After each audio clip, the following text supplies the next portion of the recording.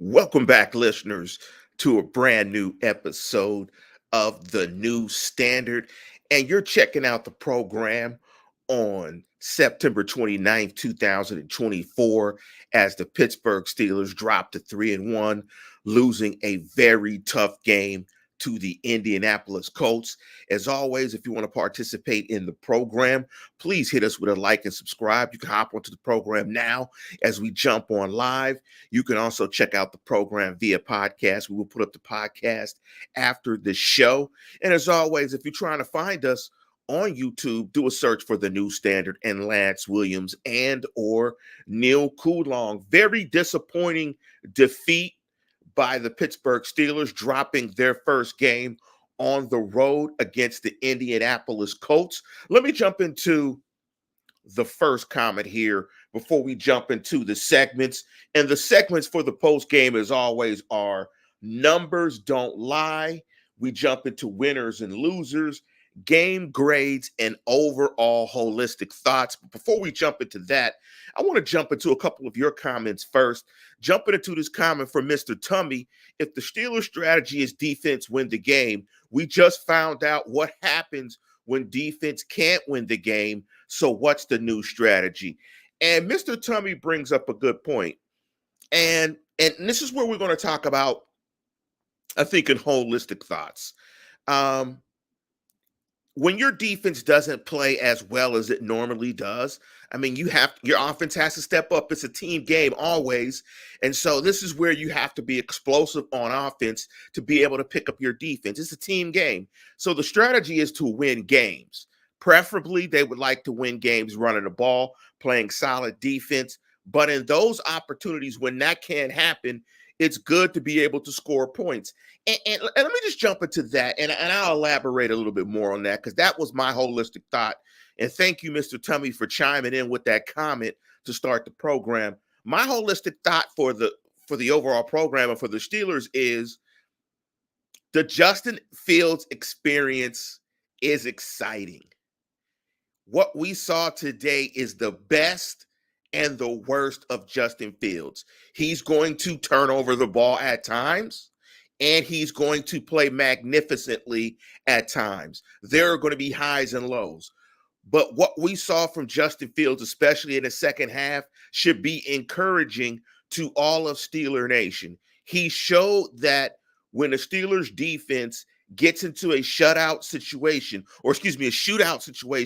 that he has the ability to make plays to get them back in the ball game. Unfortunately, he also has the ability to make bonehead plays to help cause them lose a game, like getting hit in the head with a snap by Zach Frazier late in the ball game. Let me jump into some of the other comments before we jump into the first segment. Numbers don't lie. Double H chimed in and said both Justin and the D show, they are all swing or miss batters. The highs are the highs, but the lows are just awful. And that goes back to, it's something I'm going to say on the show as well, is you got to play clean football. It's difficult to play and win games. You got to play solid 3/4 of football. And they did not start this game well. The highs were super high and the lows were super low. They did not play. What's the middle between a valley and a mountainous range? Flatlands. They weren't on the flatlands long enough in this game. Let me jump into another comment from Marcus J. He chimed in and said, Zach just messed it up, man. That damn Austin, a trash DC. And we're going to talk about that. And thanks, Marcus J, for peaks. I'm bad in cliches, and I'm also bad in geography. And yes, I do have my City of Champions hoodie on, if you're wondering. I forget the name of the place in Pittsburgh. I got this in Pittsburgh. I got this on Walnut Street from the Steel City shop. It's an excellent street. I used to live around the corner from Walnut Street. I used to live in Shady Side, I used to live in Squirrel Hill. I used to live in Squirrel Hill when I went to Carnegie Mellon. I used to live around the corner. It's a fantastic shop. It's right by Pamela's. If you guys are in Pittsburgh and in the city, make sure you check those guys out. They got awesome gear. Let me jump into numbers don't lie. And Mike Tomlin talked about this in his Tuesday press conference. Slow starts. This team, and I'm going to put that on coaches, and we'll talk about that as well. This team is starting slowly. They did not look like they were prepared to play football at the start of this game. You've got to start fast in the National Football League. You especially got to start fast on the road. One thing we did see, they have a penchant for knocking out quarterbacks. They did that to Anthony Richardson early in the game. They made him drop the cane. And if we have any Kappas out there listening to the game, big up to my cousin Jerome Wilson, Big Jeek. They made your boy drop the cane. But the Steelers got to start faster. And a lot of slow starts on both sides of the ball. Let me jump into those. If you look at the offensive side of the ball, first quarter stats, they had 2 first downs, 38 yards of total offense, 15 yards in penalties, and only ran 12 offensive plays. If you're going to start that slow, one of your units has to come out cooking. And unfortunately for the Steelers, the other unit didn't come out cooking, and that was the defense. Gave up 3 red zone trips in the first quarter, gave up 157 yards. Indianapolis was 2 of 2 in the red zone, 5 of 5 on third down, and they had 157 yards in the first quarter. Their game plan was better.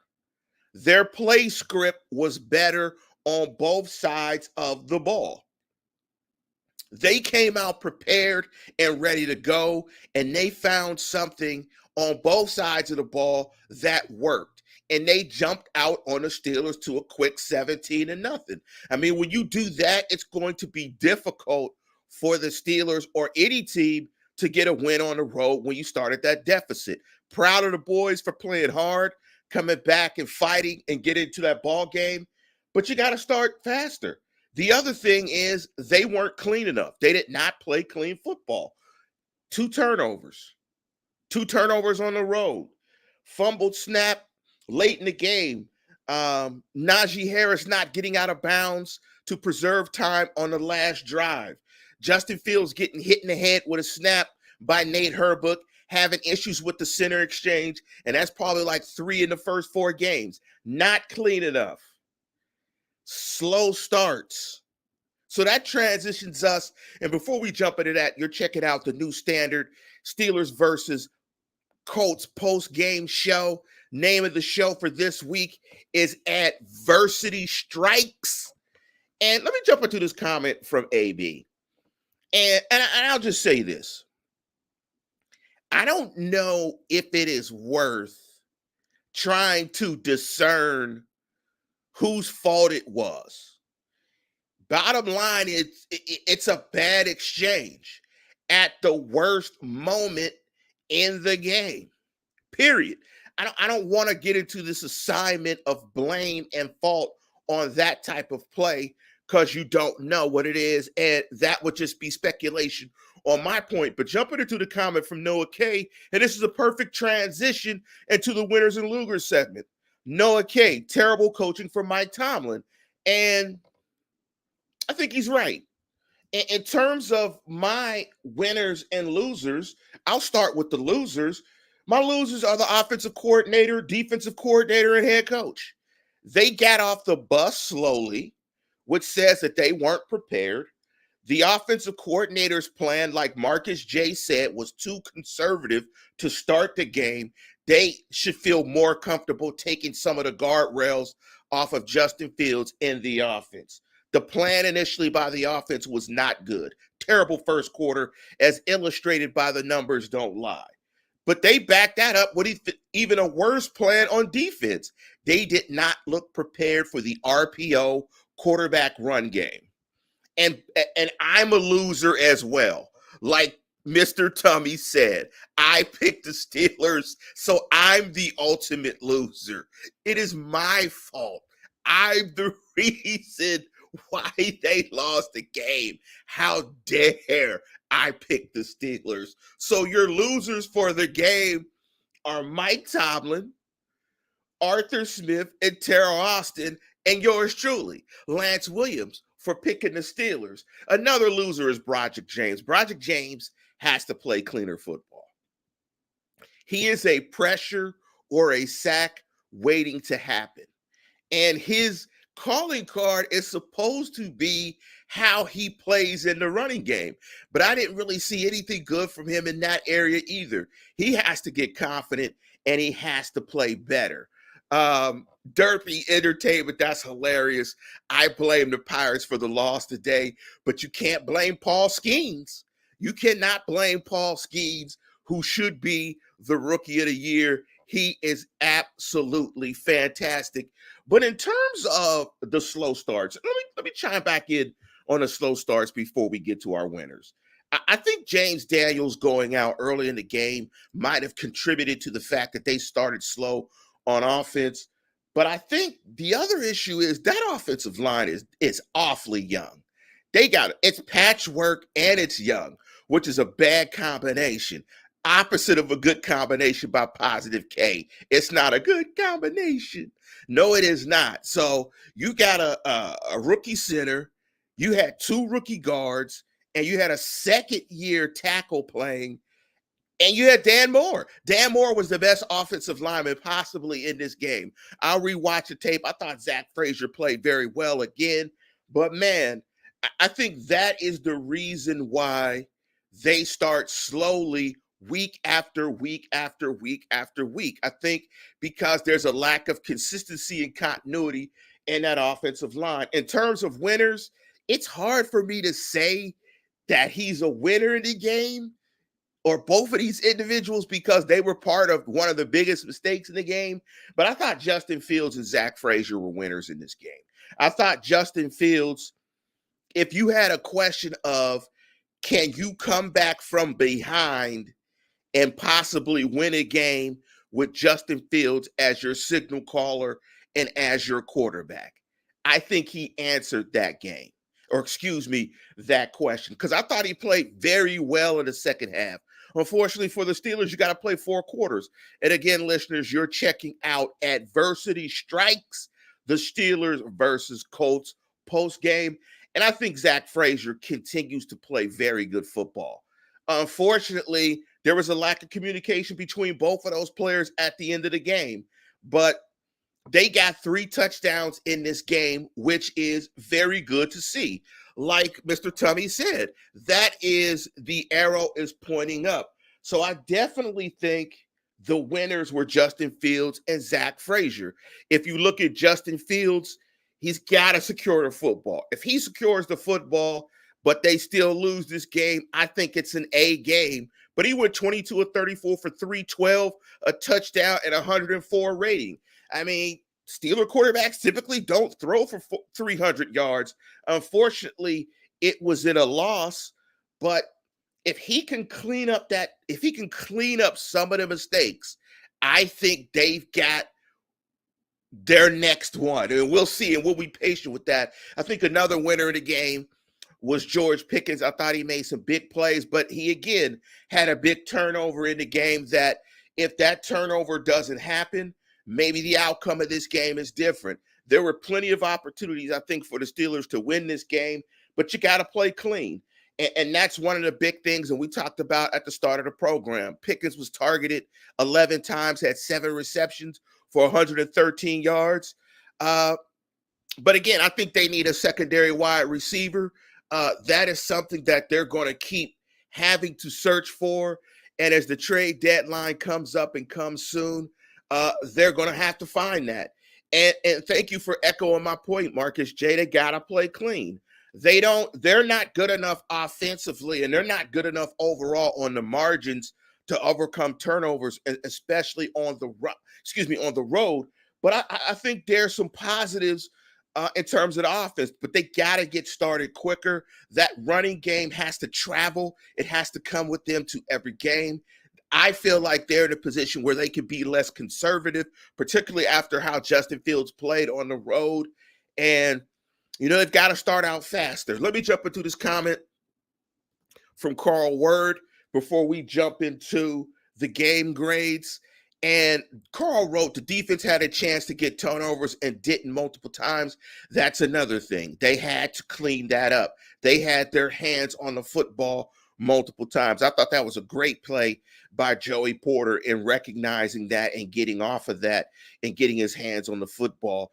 Tough game on both sides of the ball. They've got to go back to the drawing board, clean this up, come out next week against a Cowboys team that's banged up with Demarcus Lawrence, not Lawrence, excuse me, I forget the defensive tackle's name. Excuse me if I got that wrong. I know Micah Parsons is banged up, and the defensive tackle was banged up. So the Steelers could have an advantage, and they'd be going up against Dallas, who has not played very well against the run. And I would love to see, I'm just looking at my chops to see that Joey Porter, CeeDee Lamb matchup, but I'm sure they will try to get him off of Lawrence. Thank you, Marcus J. DeMarcus Lawrence. They'll try to get him off of Joey Porter.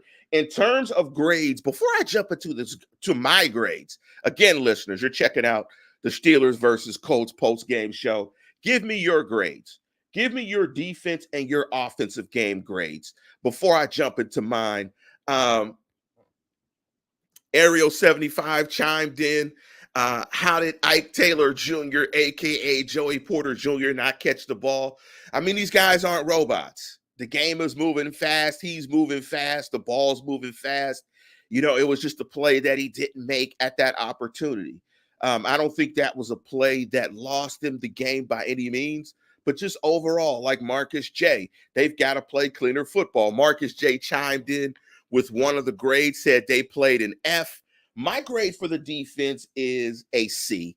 I thought they played average football. I thought they got some pressure late, got some hands on some footballs, wasn't able to turn the football over. I thought the penalty against Minka Fitzgerald or Fitzpatrick, why do I always say Fitzgerald? Why am I getting Minka's name always wrong?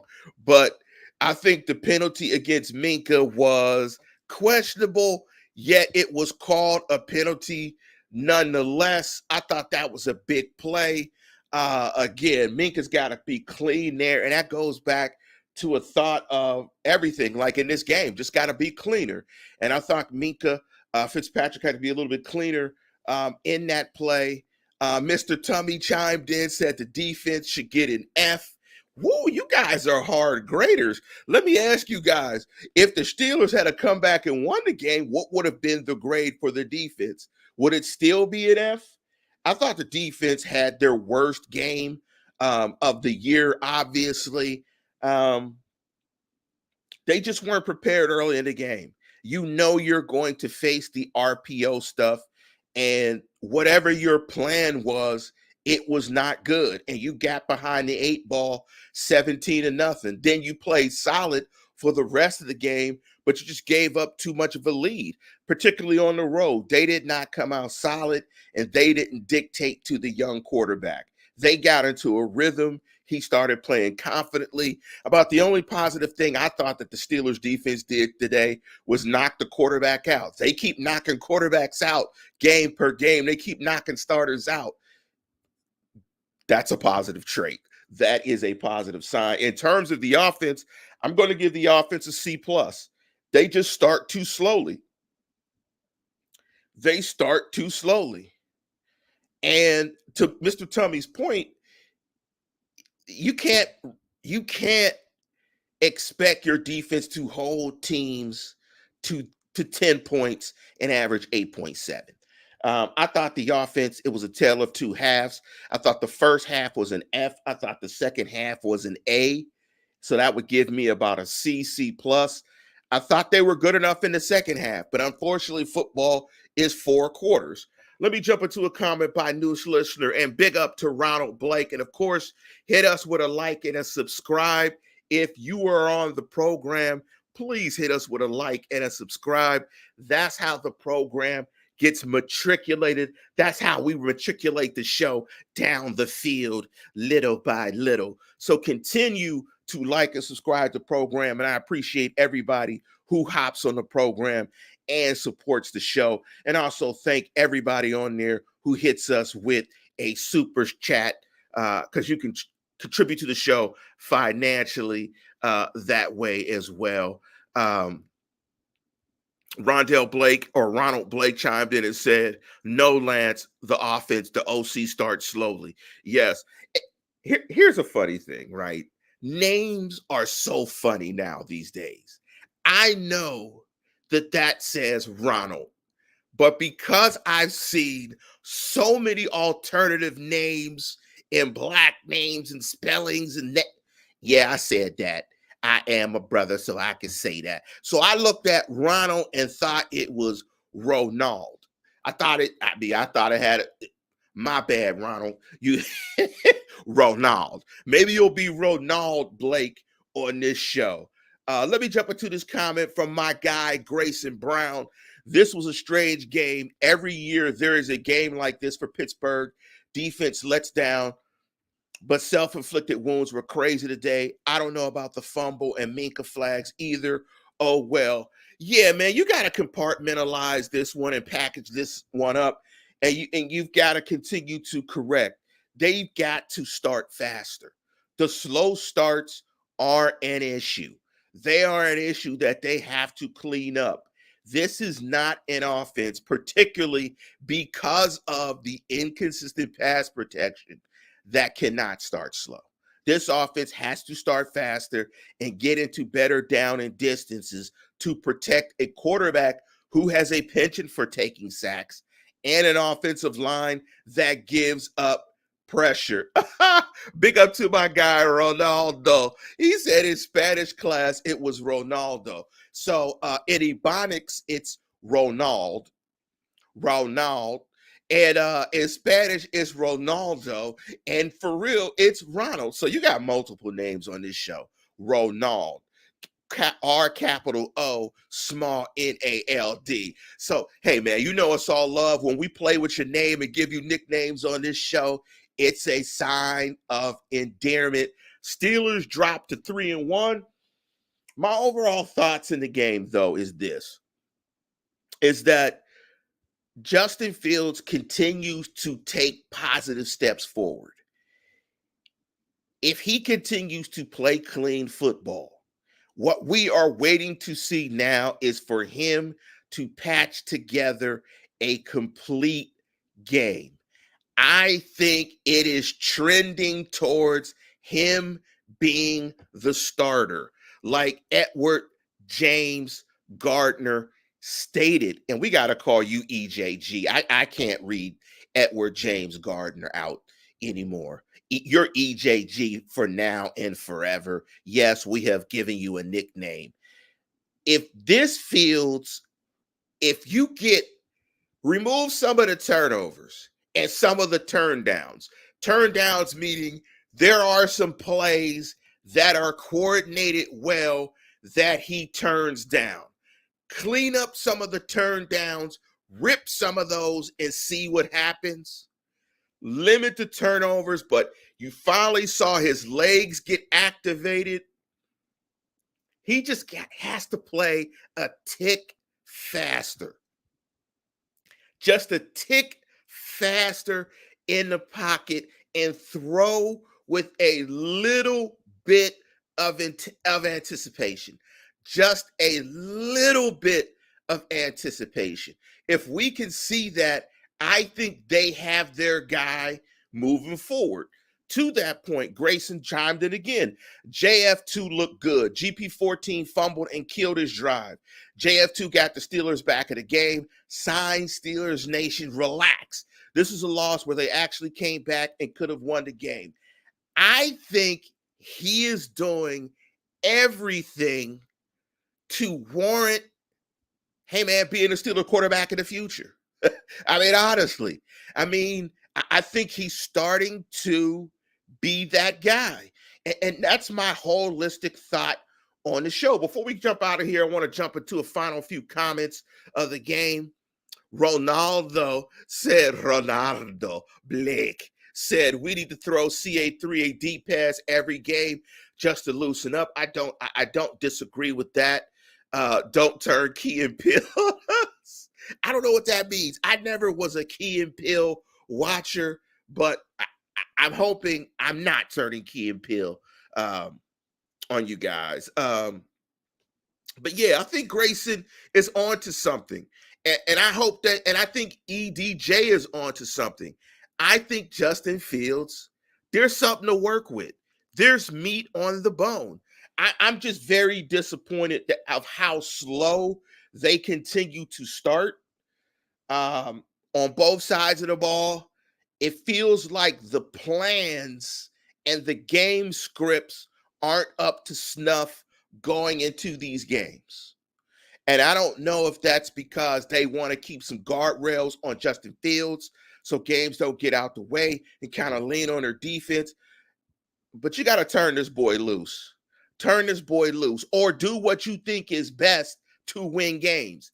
And I'm thinking from my untrained eye, it's just to turn Justin loose a little bit more. Turn the dials just a little bit more because you may get some JF experience, which helps you not win a game. So just turn it up a little bit. But I think holistically, it's still pointing up. Bad game, weird game, but it's just one. Steelers are 3-1. I think over the first four games, if you were to grade what they look like over the first four games, I think it's a solid A. You come out and play 3-1 football at the quarter pole, solid. Go out and beat Dallas next week. Let the good times roll. And with that, we're going to conclude the show.